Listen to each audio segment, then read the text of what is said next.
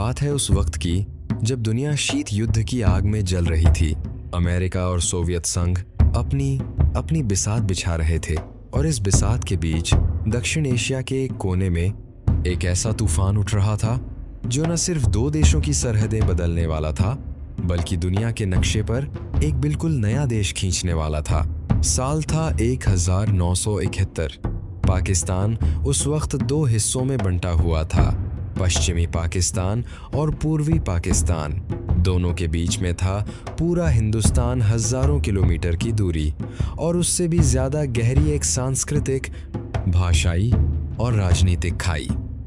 पूर्वी पाकिस्तान के लोग बांग्ला बोलते थे, बांग्ला सोचते थे, बांग्ला जीते थे, लेकिन इस्लामाबाद में बैठी सरकार उन पर उर्दू थोपना चाहती थी, उनकी पहचान मिटाना चाहती थी, उनकी आवाज दबाना चाहती थी। और जब आवाज दबाई जाती है तो वो और बुलंद होकर निकलती है। 1970 के आम चुनावों में पूर्वी पाकिस्तान की पार्टी अवामी लीग ने भारी बहुमत से जीत हासिल की। शेख मुजीबुर रहमान, जिन्हें लोग प्यार से बंगबंधु कहते थे, वो पाकिस्तान के प्रधानमंत्री बनने के हकदार थे। लेकिन पश्चिमी पाकिस्तान के फौजी शासक जनरल याह्या खान और जुल्फिकार अली भुट्टो को यह मंजूर नहीं था। सत्ता देने से इनकार कर दिया गया। संसद को अनिश्चितकाल के लिए स्थगित कर दिया गया। पूर्वी पाकिस्तान की सड़कों पर आग भड़क उठी। 25 मार्च 1971 की रात, वो रात जिसे इतिहास कभी नहीं भूलेगा। पाकिस्तानी फौज ने ऑपरेशन सर्चलाइट शुरू किया। ढाका की गलियों में टैंक उतर आए, विश्वविद्यालयों पर हमले हुए, निहत थे छात्रों, बुद्धिजीवियों और आम नागरिकों को बेरहमी से कुचला गया। यह सिर्फ एक सैन्य कार्रवाई नहीं थी, यह एक नरसंहार था। इतिहासकार इसे 20वीं सदी के सबसे भयावह जनसंहारों में गिनते हैं। लाखों लोग घर छोड़कर भागे, सरहद पार की, भारत की तरफ। हफ्तों में नहीं, दिनों में भारत की सीमाओं पर करोड़ों शरणार्थियों का सैलाब उमड़ पड़ा। पश्चिम बंगाल, त्रिपुरा, असम, हर तरफ भूख, बीमारी और दर्द। भारत पर आर्थिक बोझ असहनीय होता जा रहा था। लेकिन दिल्ली में एक महिला थी जो इस पूरी स्थिति को बहुत गहराई से समझ रही थी, इंदिरा गांधी। वो जानती थी कि यह सिर्फ मानवीय संकट नहीं है, यह एक ऐतिहासिक मौका है। लेकिन वो यह भी जानती थी कि सही वक्त से पहले कदम उठाना सब कुछ बर्बाद कर सकता है। उन्होंने धैर्य रखा, कूटनीति का जाल बुना, दुनिया के देशों का दौरा किया। अमेरिका गईं, ब्रिटेन गईं, फ्रांस गईं, पाकिस्तान की क्रूरता की कहानी दुनिया को सुनाई। और सबसे अहम, अगस्त 1971 में भारत ने सोवियत संघ के साथ एक ऐतिहासिक मित्रता संधि पर दस्तखत किए। यह संधि एक कवच थी अमेरिकी दबाव के खिलाफ, क्योंकि अमेरिका उस वक्त पाकिस्तान के साथ था। निक्सन और किसिंजर दोनों इंदिरा गांधी को पसंद नहीं करते थे। निक्सन ने तो उनके बारे में निजी बातचीत में बेहद अपमानजनक शब्दों का इस्तेमाल किया था। अमेरिका चीन के जरिए पाकिस्तान के साथ अपने रिश्ते सुधार रहा था और पाकिस्तान इस खेल में एक जरूरी मोहरा था। इसलिए अमेरिका की आंखें पूर्वी पाकिस्तान के जुल्म पर मुंदी हुई थीं। लेकिन इतिहास किसी की परवाह नहीं करता। 3 दिसंबर 1971 की शाम पाकिस्तान ने पहले वार किया। पाकिस्तानी वायुसेना ने भारत के पश्चिमी मोर्चे पर अमृतसर, पठानकोट, श्रीनगर, जोधपुर सहित कई हवाई अड्डों पर एक साथ हमला बोल दिया। शायद उन्हें लगा कि इससे भारत पर दबाव बनेगा, युद्ध पश्चिमी मोर्चे पर केंद्रित हो जाएगा। लेकिन यह उनकी सबसे बड़ी भूल थी।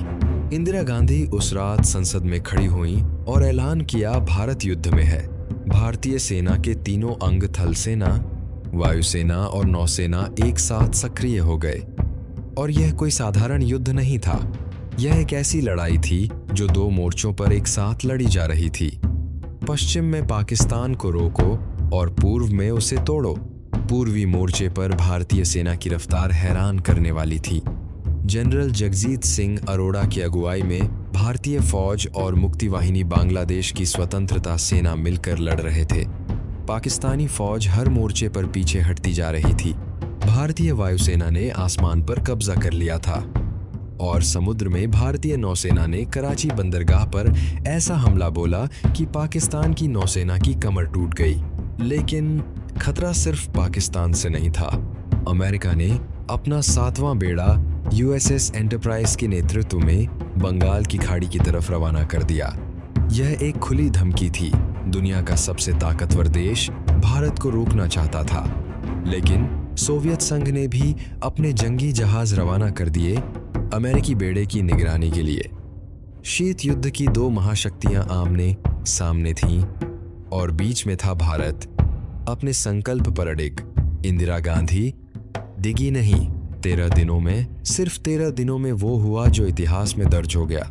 16 दिसंबर 1971, ढाका। पाकिस्तानी सेना के पूर्वी commander lieutenant general AAK Niazi ने जनरल अरोड़ा के सामने आत्मसमर्पण के दस्तावेज पर दस्तखत किए। 93 शून्य पाकिस्तानी सैनिकों ने हथियार डाल दिए। यह द्वितीय विश्व युद्ध के बाद किसी भी युद्ध में सबसे बड़ा सैन्य आत्मसमर्पण था और उस पल दुनिया के नक्शे पर एक नया देश उभरा, बांग्लादेश।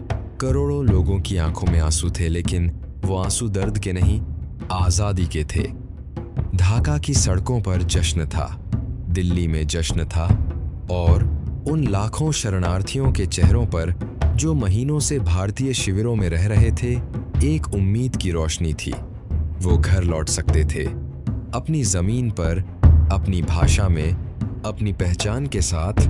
यह युद्ध सिर्फ एक फौजी जीत नहीं थी, यह एक विचार की जीत थी कि पहचान को कुचला नहीं जा सकता, कि भाषा, संस्कृति और इंसानियत किसी भी फौज से ज्यादा ताकतवर होती है।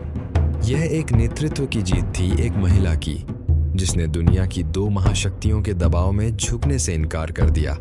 और यह एक सेना की जीत थी, जिसने दिखाया कि जब मकसद सच्चा हो तो 13 दिन भी काफी होते हैं। आज जब हम इतिहास के पन्ने पलटते हैं, 1971 सिर्फ एक साल नहीं है, 1971 एक सबक है कि जुल्म हमेशा के लिए नहीं चलता, कि आवाजें दबाई जा सकती हैं, मिटाई नहीं जा सकती, और कि जब एक राष्ट्र अपने मूल्यों के लिए खड़ा होता है तो इतिहास उसके साथ खड़ा हो जाता है। 1971 जब भारत ने न सिर्फ एक युद्ध जीता, बल्कि एक देश को जन्म दिया।